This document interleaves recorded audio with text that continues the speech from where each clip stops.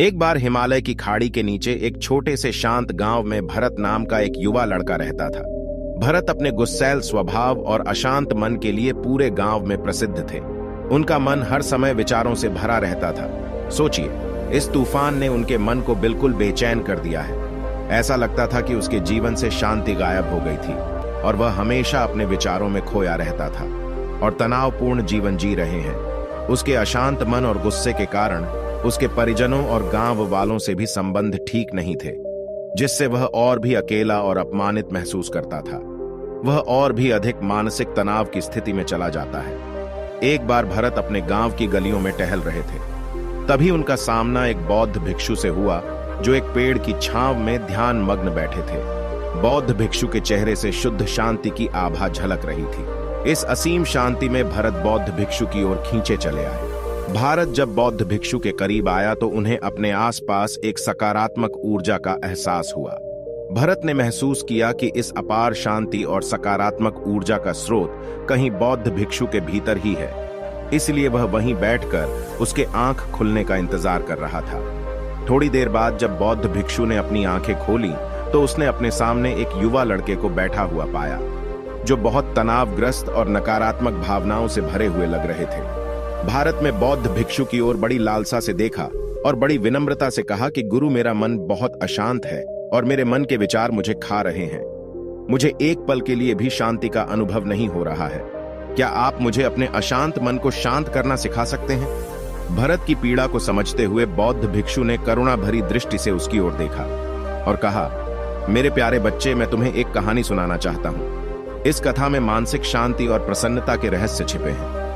क्या आप कहानी सुनना चाहेंगे? भरत ने हां में सिर हिलाया और पूरी एकाग्रता से कहानी सुनने को तैयार हो गया। आपके अंदर की जिज्ञासा चरम पर थी।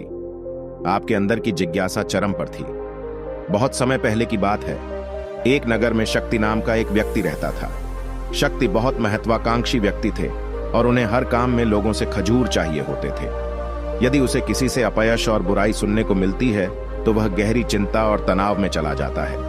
उनका मानना था कि सफलता और भौतिक शक्तियां मनचाहा सुख देती हैं, लेकिन जितना अधिक वह सफलता और प्रशंसा के पीछे भागता, उतना ही मानसिक तनाव में डूबता जा रहा था। लेकिन अचानक शक्ति का सामना उस समय के एक प्रसिद्ध बौद्ध भिक्षु से हो गया, जिनका नाम महाकौशल था। महाकौशल अपने शिष्यों को ध्यान की शिक्षा देते थे और वे स्वयं एक बहुत ही ध्यानी और प्रबुद्ध व्यक्ति थे। महाकौशल शक्ति की अद्भुत एकाग्रता से प्रभावित होकर उनसे अपने भटकते हुए मन से मन को शांत करने का उपाय जानना चाहा। शक्ति ने कहा कि महंत हमेशा सफलता के पीछे भागते हैं और लगातार और अधिक हासिल करने की कोशिश करते हैं, फिर भी मुझे क्षणिक संतुष्टि या आत्मसंतुष्टि नहीं मिलती। इस निरंतर बेचैनी के बीच मैं शांति कैसे पा सकता हूं? बौद्ध भिक्षु ने करुणामयी दृष्टि से उसकी ओर देखा और उसे उत्तर दिया, आपका मन एक अशांत नदी की तरह है जो हमेशा बहती और बहती रहती है, कभी भी अशांत नहीं रह सकता। इसलिए इस अशांत मन को शांत करने के लिए आपको अपने विचारों को बिना किसी बाधा के जाने देने की कला सीखनी होगी। शक्ति को आश्चर्य हुआ और पूछा कि मैं अपने विचारों को कैसे जाने दूं? आखिर मैं भी अपनी इच्छाओं और महत्वाकांक्षाओं से जुड़ा हुआ हूं। इसलिए बौद्ध भिक्षु यह सुनकर मुस्कुराए। और कल्पना कीजिए कि आपके हाथ में पानी का गिलास है। अब आप इसे जितना अधिक समय तक पकड़े रहेंगे, यह उतना ही भारी होता जाएगा, और अगर आप इसे काफी देर तक पकड़े रहेंगे तो आपके हाथ में दर्द होने लगेगा। लेकिन अगर आप उस पकड़ को ढीला कर देते हैं और जाने देते हैं तो आपका भार चला जाएगा। भरत ने कहानी और उसके संदेश को ध्यान से सुना। वह समझ गया कि अपने विचारों और इच्छाओं से चिपके रहने से उसका बोझ बढ़ जाता है और भीतर अशांति पैदा करता है। अब भरत कहानी का अंत सुनने के लिए बेसब्री से इंतजार कर रहे थे।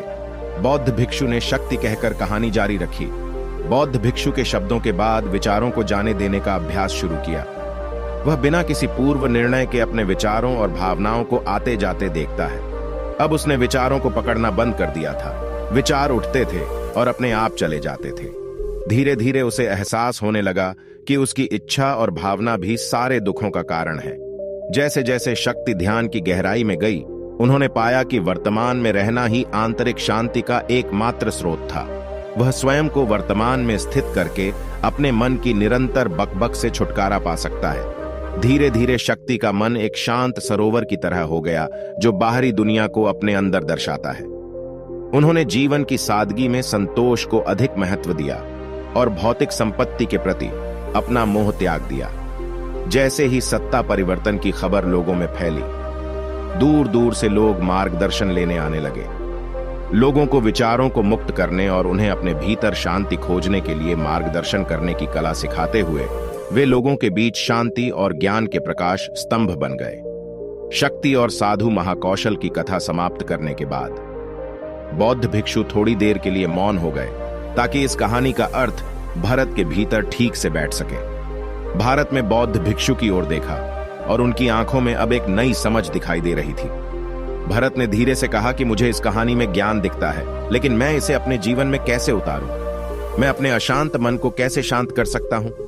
भरत के इस सवाल पर बौद्ध भिक्षु गर्मजोशी से मुस्कुराते हैं और फिर कहा कि अशांत मन को शांत करने का अभ्यास आत्म जागरूकता से शुरू होता है। अपने भीतर उठने वाले विचारों का निरीक्षण करने के लिए प्रत्येक दिन कुछ समय निकालें।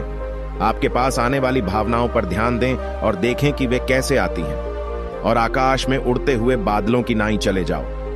भरत ने अपनी आंखें बंद कर लीं और बौद्ध भिक्षु द्वारा बताए गए अपने विचारों का निरीक्षण करने लगे। जैसे जैसे उसने अपने भीतर उठने वाले विचारों पर ध्यान देना शुरू किया, उसने महसूस किया कि इसलिए उसे अपने भीतर चिंता और इच्छाओं की एक निरंतर धारा बहती हुई महसूस हुई। सिर्फ एक एहसास ही नहीं, उन्हें एक अद्भुत शांति का एहसास कराया। उन्होंने यह भी महसूस किया कि यह सभी विचारों और भावनाओं से अलग है। बौद्ध भिक्षु ने आगे कहा कि जैसे शक्ति ने स्वयं को सभी आसक्ति से अलग कर लिया था, अपने मन को परेशान करने वाले विचारों और भावनाओं से मुक्त करने का अभ्यास विकसित करें।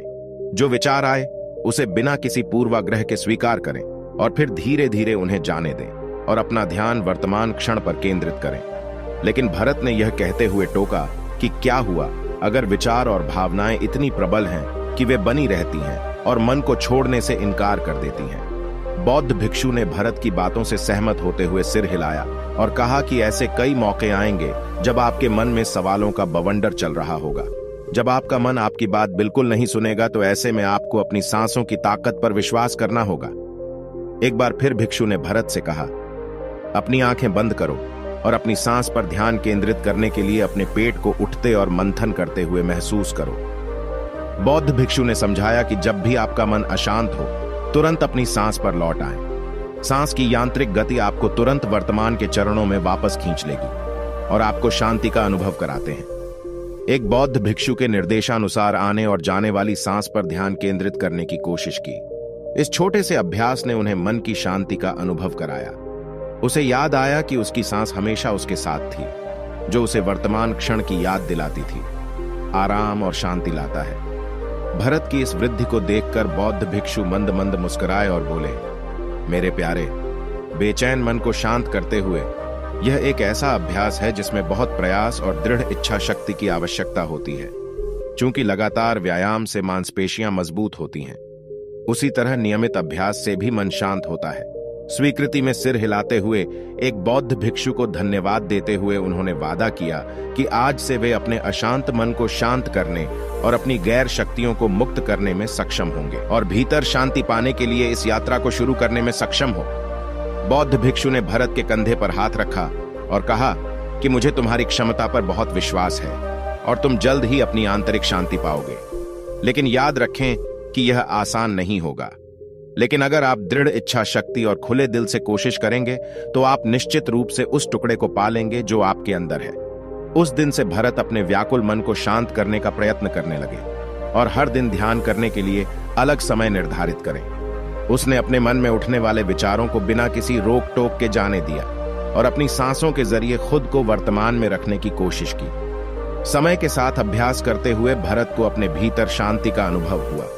जैसे जैसे समय बीतता गया, भरत को ज्ञान और शांति के स्रोत के रूप में जाना जाने लगा।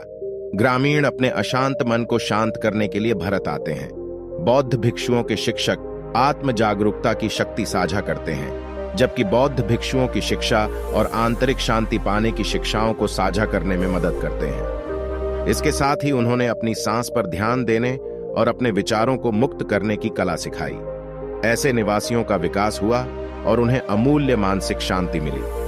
बौद्ध भिक्षु के उपदेशों और भरत द्वारा किए गए अभ्यास के माध्यम से विचारों को त्यागने और वर्तमान में जीने की कला दूर दूर तक फैल चुकी है। उन्होंने कई लोगों के जीवन को बदल दिया और जैसे जैसे समय बीतता गया, भरत का शांत प्रभाव उसके गांव की सीमाओं से परे तक फैला हुआ है। आस पड़ोस के गांव शहर के लोग भरत के परिवर्तन की कहानी सुनते हैं, उनसे सलाह लेने आते हैं। भारत उन लोगों के लिए आशा की किरण बन गया जो अपने मन के बोझ तले दबे हुए थे। भारत की शिक्षाएं केवल ध्यान और प्रवचनों तक ही सीमित नहीं थी, बल्कि वह रोजमर्रा के कामों को जागरूकता से करने पर ज्यादा जोर देते थे। वह लोगों को उनकी भावनाओं से अवगत होने की याद दिलाते थे। इस बात पर ध्यान दें कि आप पूरे दिन क्या कहते हैं और आप अपने आसपास होने वाली घटनाओं पर कैसे प्रतिक्रिया करते हैं। हर काम पूरी जागरूकता के साथ करें। जब आप खाते हैं, प्रत्येक काटने के स्वाद का आनंद लें। जब आप सूरज की रोशनी के सामने खड़े होते हैं तो उसकी गर्माहट को महसूस करते हैं। लोग क्या कहते हैं, ध्यान से सुनें और समझें। छोटे छोटे बदलावों ने लोगों के जीवन में चमत्कारिक परिवर्तन ला दिए। भरत की शिक्षाओं से लोगों ने सीखा कि जीवन का आनंद वर्तमान में जीने में है। दोस्तों, यह कहानी का अंत है। मुझे आशा है कि आपने इस वीडियो से बहुत कुछ सीखा है। अगर आपको हमारी ये वीडियो पसंद आई हो तो वीडियो को लाइक करें तथा चैनल को भी सब्सक्राइब कर दें।